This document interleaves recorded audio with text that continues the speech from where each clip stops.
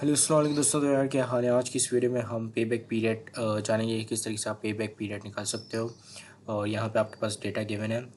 Years आपके पास 10 है और प्रोजेक्ट ए का जो इन आउटफ्लो होगा वो 10,000 का होगा। प्रोजेक्ट बी का 820 का होगा। यानी कि अगर आपको प्रोजेक्ट ए में इन्वेस्टमेंट करनी है तो आपको 1000 लगाने पड़ेंगे, ठीक है। और प्रोजेक्ट बी में करनी है तो आपको 820 का आउटफ्लो होगा, ठीक है। फिर जो कैश फ्लो आ रहा है प्रोजेक्ट ए से वो 200 का है और जो कैश फ्लो आ रहा है प्रोजेक्ट बी से वो 150 रुपीज़ का है। और यहाँ पे आपका weighted average cost of capital जो है वो 5% है। Now find which project is suitable by using payback period and discounted payback period. तो इस वीडियो में हम दोनों करेंगे।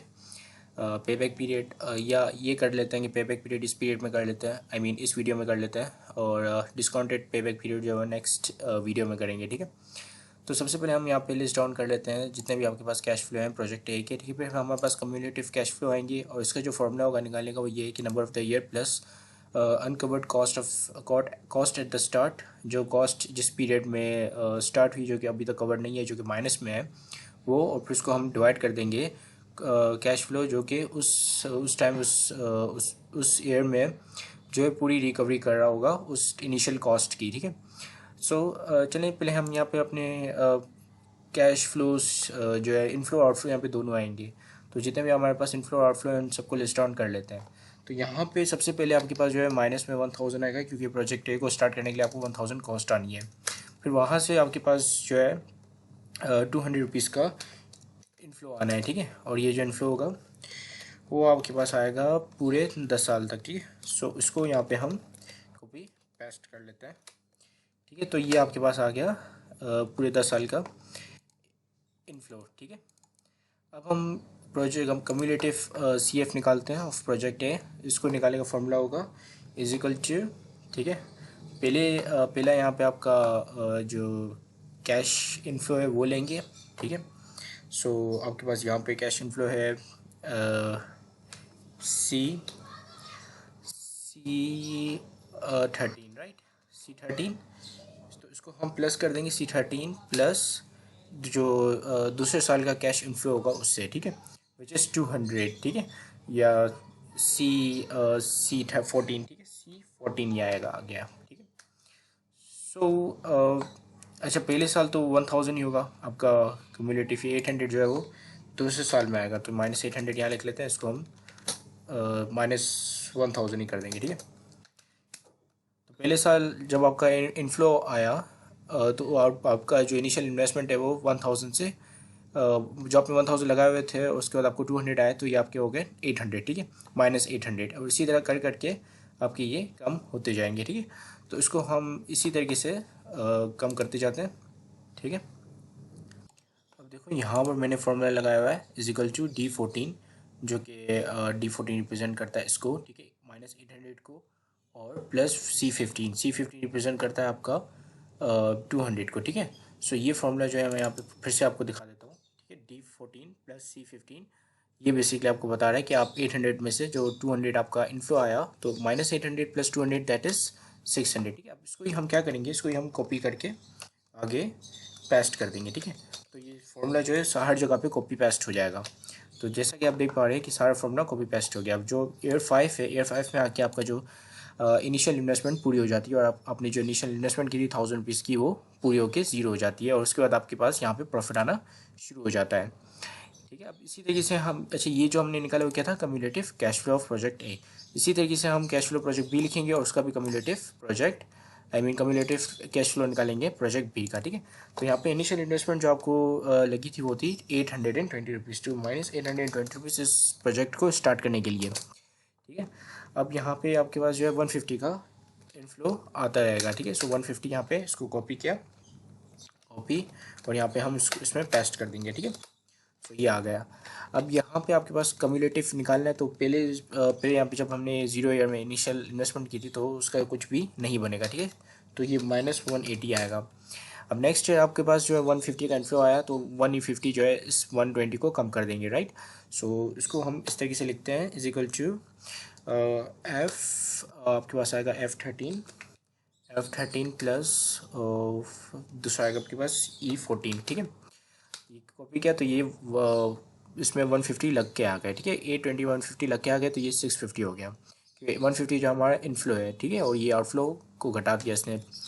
तो हम यहाँ पे यही करेंगे, इसको कॉपी करेंगे और इस पूरे को यहाँ पे पेस्ट कर देंगे, ठीक है। तो ये क्या कर रहा है, ये बेसिकली फॉर्मूले को कॉपी कर रहा है, ये वैल्यू को कॉपी नहीं कर रहा, फॉर्मूले को कॉपी कर रहा है, और वही फॉर्मूला जो दूसरे सेल्स में अप्लाई कर रहा है।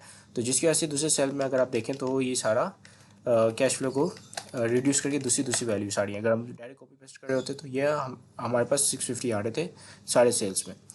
तो यहाँ पे आपके पास जो है, अगर यहाँ देखें तो इसका भी 5 ईयर्स में आखिरी माइनस नेगेटिव बैलेंस बचता है, और उसके बाद जो जो छठवां जो ईयर शुरू होता है, वहाँ पे दोनों प्रोजेक्ट्स का जो है पॉजिटिव इनफ्लो आना शुरू हो जाता है, कम्युलेटिव कैश फ्लो पॉजिटिव होना शुरू हो जाता है, ठीक है। अब हमने पे बैक पीरियड निकालना है। पे बैक पीरियड का फॉर्मूला यहाँ पे मैंने यहाँ पे गिवन है, दिया हुआ है मैंने, ठीक है। तो चलिए हम निकालते हैं इसको। सो पहले यहाँ निकाल लेते हैं इसको, ठीक है। सो सबसे पहले आपके पास is equal to number of the year, ठीक है। नंबर ऑफ द ईयर जो है वो टोटल आपके पास 10 है, ठीक है। तो हम सिंपल जब 10 है तो हम सिंपल इसको ही सेलेक्ट कर लेते हैं, इस ब्रैकेट को, ठीक है। अब नंबर ऑफ़ ईयर, उसके बाद आपके पास है प्लस करेंगे इसको, नंबर ऑफ़ ईयर प्लस उसके बाद जो कॉस्ट है। अच्छा, ये जो हम निकाल रहे हैं प्रोजेक्ट ए के लिए निकाल रहे हैं, ठीक है। सो एक सेकंड में से जो है यहाँ पे लिख लेता हूँ कि प्रोजेक्ट ए क्या हम जो है वो निकाल रहे हैं पे बैक पीरियड, ठीक है। सो यहाँ पे हम लिखते हैं प्रोजेक्ट ए, ठीक है। प्रोजेक्ट ए के निकालने पे बैक पीरियड, ठीक है, इज इक्वल टू आपके पास आएगा सबसे पहले यहाँ पे 10 ईयर्स के लिए 10 ईयर्स प्लस।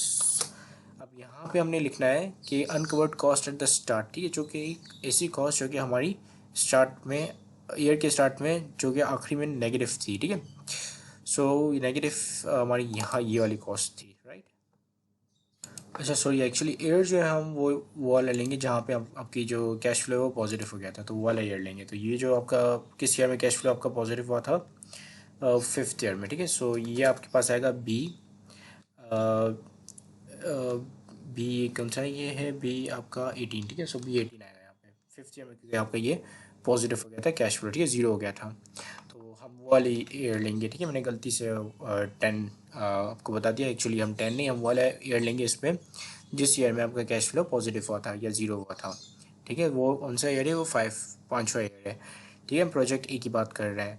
अब दूसरा आपके पास उसको हम डिवाइड कर देंगे कि आपका जिस ईयर में आपका जो कैश फ्लो पॉजिटिव हुआ था उस ईयर का कैश इनफ्लो, ठीक है, कैश इनफ्लो।